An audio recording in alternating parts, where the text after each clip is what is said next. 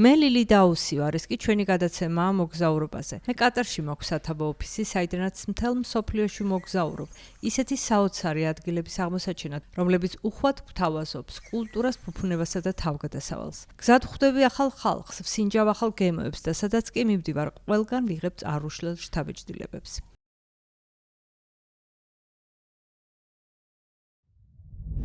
დღეს კატარიდან ინდოეთის სანაპიროს მახლობლად მდებარე ტროპიკულ კუნძულზე მივემგზავრები. მე შრი-ლანკის სამხრეთით ვიმყოფები, რეგიონში, რომელიც ცნობილია ჩაის პლანტაციებით დაფარული მთიანეთით, თვალწარმტაცი ხედებითა და ულამაზესი პლაჟებით. მოგესალმებით შრი-ლანკიდან. დღევანდელ ეპიზოდში გავეცნობი ამ კუნძულის უძველეს ისტორიას, ძაფრ სანელებლებსა და ხალხს, რომელიც აქაურობის სული და გულია. ისტორია და სარწმუნოება ღრმად არის გამჭდარი შრი-ლანკის კულტურაში. ამიტომ ჩემს მოგზაურობას ქვეყნის სამხრეთით მდებარე ძველთაძველი ბუდისტური კლდის ტაძრიდან ვიწყებ.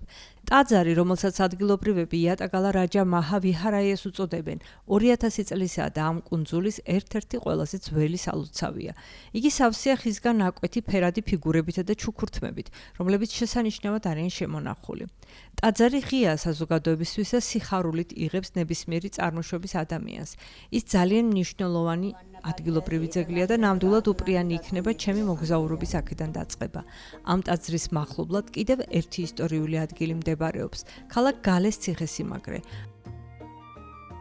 გამარჯობა, კეთილი იყოს თქვენი ფეხი გალეს ციხესიმაგრეში. ჩვენს ტურს დღეს საათის კოშკიდან დავიწყებთ, რომელიც კოლონიალური ეპოქის დანატოვარია და 1893 წელს ააშენეს ციხესიმაგრის შესასვლელში. გალეს ციხე ქალაქში, რომელიც იუნესკოს მსოფლიო მემკვიდრეობის ნუსხაშია შეტანილი. კოლონიალური ეპოქის შენობები ჩვეულებრივი სახლების გვერდით დგას. ეს ციხე ქალაქის ყველაზე მაღალი წერტილია. იგი ქალაქს გადაჰყურებს და აქედან ციხესიმაგრის დანარჩენი ნაწილის დანახვაც შეგიძლია. ეს ფორტი რამდენიმე ევროპულ იმპერიას ეკავა. დღეს ის შრი-ლანკას ეკუთვნის და შესანიშნავი ადგილია, რათა იხეტიალო და ახალი ადგილები აღმოაჩინო. ჩვენ ახლა ციხის კედლებზე დავდივართ, რომლებიც გარს ერტყმის მთელ გალეფორტს და რომლებსაც ყოველ კუთხეში კოშკურები ამშვენებს. ამის შემდეგ ამ არე-მარეში ყველაზე ცნობილ ადგილზე, შუქურაზე მივდივართ. ეს შუქურა ამ სანაპიროზე გემებს საუკუნეების განმავლობაში უჩვენებდა გზას. გალე კოლონიალური წარსულის გარდა ძვირფასი ქვების ვაჭრობითაც არის ცნობილი. დღეს ემილი და მე ტუკ-ტუკით ძვირფასი ქვების სამქროში მივდივართ, რათა ჩვენ თვითონ დავამზადოთ რამე ძვირფასი ნივთი. ქვების დამუშავების ხელობა რომ ისწავლო, ამისთვის წლებია საჭირო. სანამ ქვას წახნაგებს გაუკეთებ, ის უნდა დაასველო. ახლა ჩემი ჯერია რომ საქმეს ხელი მოვკიდო. შემდეგი საფეხური გაპრიალებაა. ქვამ თანდათან ბუნებრივად რომ იბჭყვიალოს, მისი გაპრიალების პროცესს დაახლოებით 2 საათი სჭირდება. ნაკეთობა რომ დასრულდეს, ვერცხლს ადნობენ და ფრთხილად ხელით აძლევენ სასურველ ფორმას. შედეგი ლამაზთვლიანი ბეჭედია, რომელიც შესანიშნავი სუვენირია სახლში დასაღებად.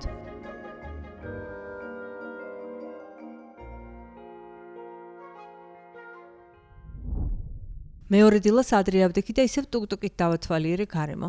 დღეს ახლომდებარე სანაპიროზე მივდივარ, რათა ამ ქვეყანაში სპორტის ერთ-ერთ პოპულარულ სახეობაში ვცადო ბედი. ეს დევატას ქოხია. ზედ დევატას სანაპიროზე მშვიდი კაფე, სადაც შეგიძლიათ სერფინგის გაკვეთილები აიღოთ. ფაირუზე კაფეს სერფინგის ინსტრუქტორი სერფინგის დაფის ძირითად მახასიათებლებს მიხსნეს. შემდეგ კი მაჩვენებს თუ როგორ უნდა დავწვეზეთ სწორად და როგორ მოვუსვა ხელები წყალში. კლავები წყალში ჩაყავი და ძლიერად მოусვი. ძლიერი მოსმა საჭირო, სხვა შემთხვევაში ტალღას ხელიდან გავუშვებთ. გასაგებია? სერფინგი რამდენიმე საფეხურისგან შედგება, თუმცა ფაირუზი მარტივად მიხსნეს.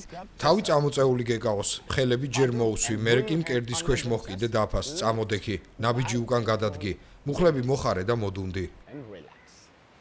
რაკი საფუძვლებს გავეცანი, დრო საკუთარი თავი საქმეში გამოვცადო. რამდენიმე ცდის შემდეგ უკვე ფეხზე წამოდგომად შევძელი. ხელები ასწია და კოჭები გაშალე. აი ასე. ახლა მუხლები მოხარე და მშვენიერია.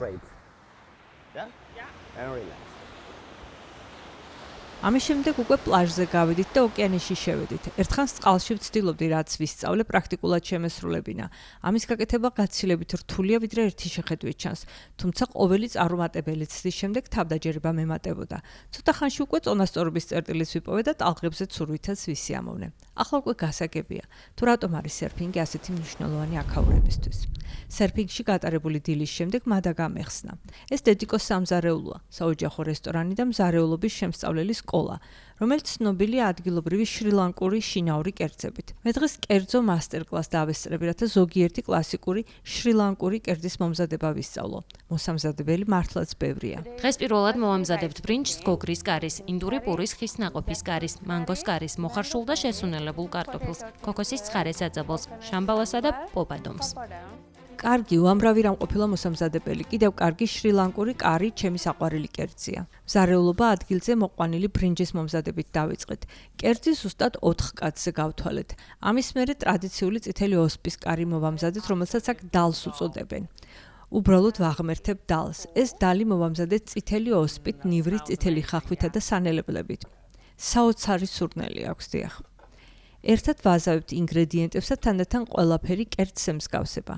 შრი-ლანკელები ძირითადად ახალ ბოსტნეულსა და მძაფრ სუნელებს იყენებენ. შრი-ლანკურ სამზარეულოში ერთ-ერთი ძირითადი ინგრედიენტი ქოქოსია, რომელსაც მისი მდიდრული სურნელისა და გემოსთვის არჩევენ. ჩვენ ამოვფრიკეთ ქოქოსის რბილობი და წყალს შევურიეთ, რათა ქოქოსის რძე მიგვეღო. ესე იგი, ასე მზადდება ქოქოსის რძე? ეს ძალიან თერაპიული პროცესია. რამდენჯერ ამზადებთ ქოქოსის რძეს ყოველ დღე? დიახ, თითქმის ყოველ დღე. დალი რომ დავასრულეთ, დაბალ ცეცხლზე დავდგით და დანარჩენი კერძების მომზადებას შევუდექით. არომატი მთავარია. ყველაფერს წარმოუდგენლად კარგი სუნი აქვს. საკვები მართლაც რომ უნივერსალური ენა არა, რაც არ უნდა იყოს, საკვების ენა მაინც გესმის. დალი დუხს და დროა გემო გავუსინჯოთ.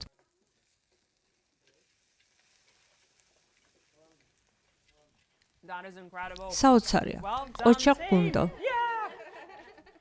შრი-ლანკაზე სადეს ხშირად ჯგუფურად ამზადებენ ყველა ინაწილებს საქმეს. აქ იმდენი რამ კეთდება, იმდენი ფერი, სურნელი და განსხვავებული კერძი მზადდება, რომ მე მართლაც დიდი სიამოვნებით ვეხმარები თითოეული თავი კერძის მომზადებაში.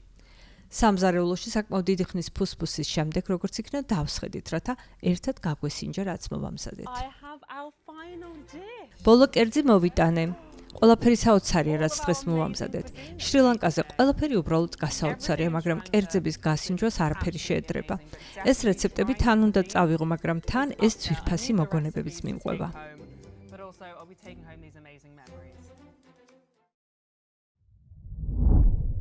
სანაპიროდან მწვანე ჩაის ბუჩქებით დაფარული მთებისკენ მივდივარ შრი-ლანკის ცენტრალურ ნაწილში. რათა უფრო მეტი რამ შევიტყო, ამ ქვეყნის ყველაზე მნიშვნელოვანი საექსპორტო პროდუქტის ჩაის შესახებ. მწვანე დახასხასებული მთების გულში ყოველთვის საყვარელი მატარებლის ლიანდაგი მიიკლაკნება, რომელიც აქაურ ცნობილ ჩაის პლანტაციებზე გადის. დღეს ამ მატარებელში ვჯდები, რათა ჩაის წარმოებით ცნობილ ქალაქ ელაში ჩავიდე. ამ გზაზე მგზავრობა წარმოუდგენლად სახალისოა და სავსებით გასაგებია თუ რატომ ითვლება ეს გზა. ერთ-ერთ ყველაზე ლამაზ სარკინიგზო მარშრუტად მსოფლიოში. ელაში ჩასვლისთანავე რავანას სათავგადასავლო პარკისკენ მივემართები, რომელიც პოპულარული ადგილია ბუნების წიაღში გასართობად, საიდანაც გარშემორტყმული მთების შეუდარებელი ხედები იშლება. აქედან დიდებულად ჩანს ელას ყოველი კუთხე. დღეს აქაურ ბუნებაში კვადროციკლით გავისეირნებ ინსტრუქტორ ჯეგანთან ერთად. იგი მრავალი წელი ამ ადგილებში დადის და აქაური ბილიკები საკუთარი ხელის გულივით იცის. ეს თქვენი ჩაფხუტია, უსაფრთხოების მიზნით უნდა გაიკეთოთ. ჯეგანი მიხსნის, სად რა არის, მუხრუჭი იქნება თუ სიჩქარის გადამრთველი. რა კი მოხერხებულად მოვკალათდი, დროაც რავად ჩავრთო. ჩართვის ღილაკს თითი უნდა დააჭიროთ, მარცხენა სახელურზეა ყვითელი ღილაკი. აი ასე. უსაფრთხოების კიდევ რამდენიმე რჩევის შემდეგ მზად ვართ გზას გავუდგეთ. მზად ხარ? აჰა, ძალიან მაგარი იქნება, არა? ეს ჩქარი კვადროციკლები, ამიტომ ნელა მივდივართ, რადგან ბილიკს მივუყვებით. ჯეგანი წინ მიდის, მე კი უკან მივსდევ. ხელი კარგად მოუჭირე. დიახ, თითები სულ მუხრუჭზე გედოს, კარგი? ბილიკი მთებში მიიკლაკნება და მთელი გზა მოსახლეობითაა სავსე. ხასხასა ფერდობების ხილო მართლაც რომ სიცოცხლით გავსებს. შრი-ლანკის ეს მხარე წარუშლილ შთაბეჭდილებას ტოვებს.